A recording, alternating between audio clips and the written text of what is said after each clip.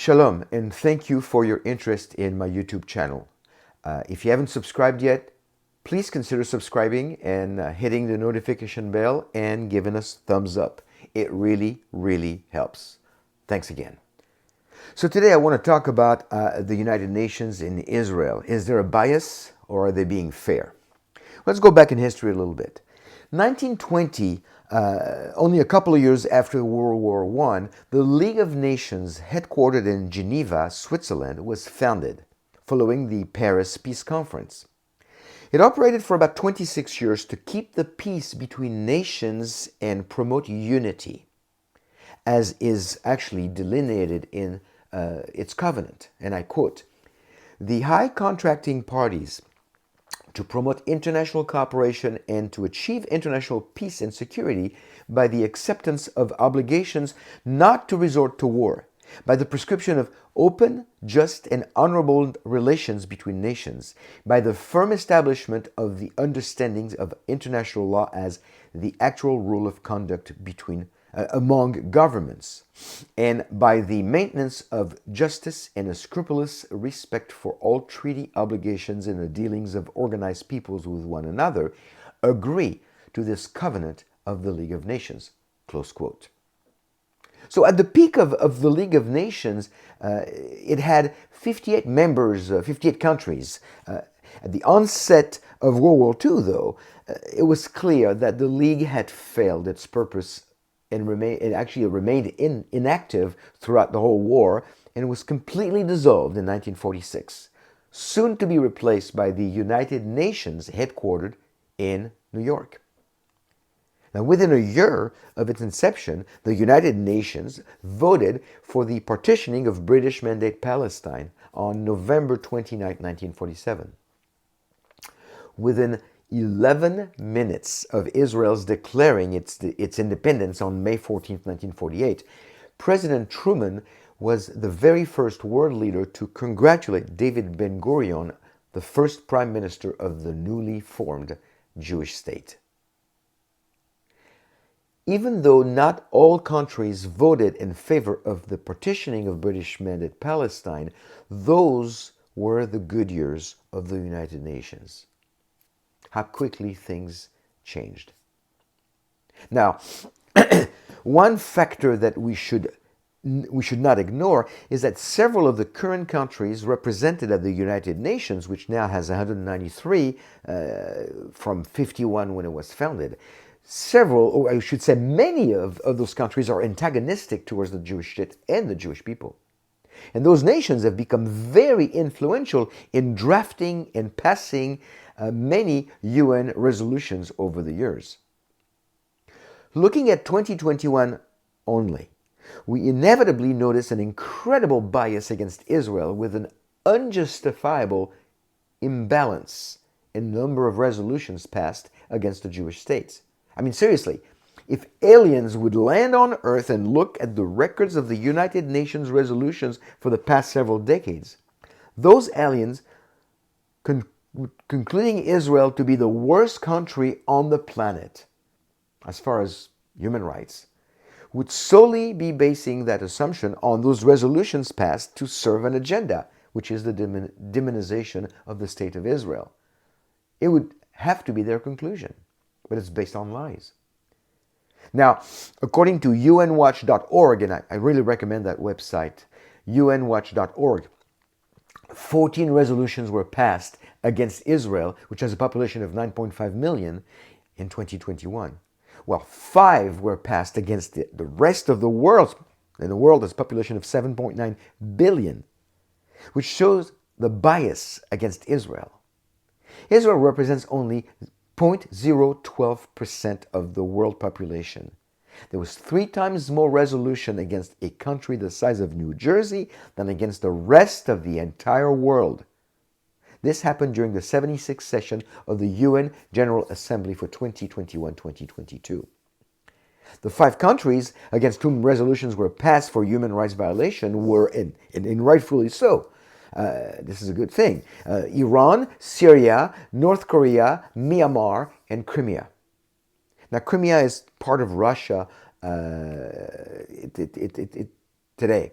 Now, what about China, Russia, Sudan, and so many other countries that abuse human rights, kill their own, and rule with an iron fist? What about the Palestinian Hamas leadership, for that matter? They use their own civilians as human shields, and nobody is saying anything. Seriously? Now, it would be one thing if the resolutions against Israel were justified. We could argue that Israel's foul play has led the UN to pass justified resolutions against the Jewish state. But that would be if Israel was guilty of foul play. Let's consider some of those resolutions. I want to look at two briefly. November 2021, Senegal and Yemen drafted a resolution titled, and I quote, "Peaceful Settlement of the Question of Palestine," close quote. In it, paragraph after paragraph, under the umbrella of the General Assembly, Israel was demonized. It was requested that Israel's borders be brought back to pre-1967. This is known as the Auschwitz borders. Why? Because it's leaving Israel indefensible with only a 9-mile width at its narrowest point. It's crazy. It also asks for, and I quote, "the realization of the inalienable rights of the Palestinian people, primarily the right to self-determination and the right to their independent state," close quote. The demand for the self-determination of the Palestinian people in their independent state would be honorable if the Palestinians were a real people group. But they're not. Now, don't quote me wrong. There's no question that the Palestinians are real people, and that from 1948 on, they have been dealt with very unfairly, but not by Israel. The people called Palestinians today descend from Jordanians, Syrians, Lebanese, and other neighboring countries that exist all around Israel. Most of these people were not allowed back in their countries of origin after Israel became a state. They were forced by their respective governments to stay in Israel and become quote-unquote refugees so that the Palestinian narrative could have a leg to stand on. Well, 70 years later, not only the narrative has a leg to stand on, but it has kicked the truth out of the equation altogether. Israel has become the unlawful occupier of a country created out of thin air. Incidentally, there is only one short line on page 2 of the resolution as follows, condemning, and I quote, "condemning the firing of rockets against Israeli civilian area," close quote. The rest of the 5 pages are one after the other anti-Israel rhetoric, demonization of the Jewish state. Another one, December 2021, UN erases all Jewish connections to the Jewish most holy site at the location of the Temple Mount, the Western Wall. The UN declared, and I quote, "The Council called for the exercise of restraint, refraining from provocative actions and rhetoric, and upholding unchanged the historic status quo at the Haram al-Sharif, in word and in practice, as well as for full respect for international law, including international human rights law and international humanitarian law, as may be applicable in Jerusalem," close quote. Friends, the Haram al-Sharif is the Muslim name for the Temple Mount. But it is historically, biblically, and archaeologically well documented that it has been the site of the first temple and subsequent ones since King Solomon, who reigned from 970 to 931 BCE in the United Kingdom of Israel and Judah. These are just 2 of the 14 resolutions against Israel for 2021. Now, if we were to go back a few years, we would see that the UN's bias is very consistent.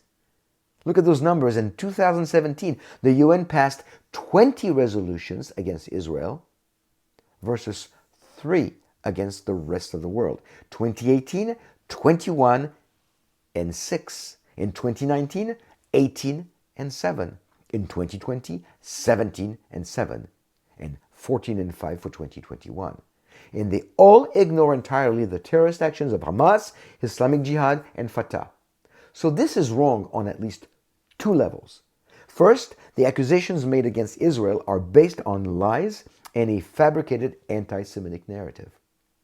Second, much of the real issues are ignored or whitewashed.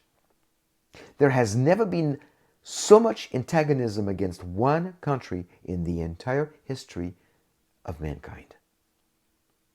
One has to wonder what the driving force behind all this is. Now, from a human perspective, it is impossible to comprehend such hatred against Israel and the Jewish people.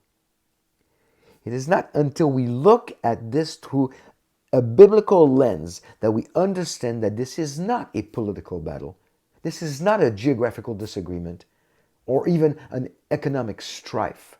No, it is 100% a spiritual battle between Satan and Israel, or I should say between Satan and the God of Israel. See, God's program recognizes the existence and activities of Satan as well as the existence and covenantal relationship that Israel has with her God. Satan is jealous and power hungry, and he hates everything that God loves. Friends, the United Nations has long departed from their original noble cause of world peace.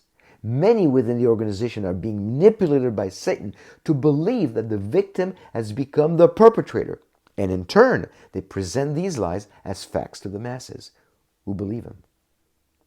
The United Nations Charter implies they are to unite all people in peace.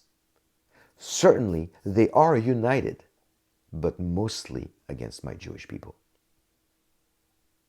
Thank you. Remember to subscribe, hit the notification bell, and give us a thumbs up. God bless you, and shalom.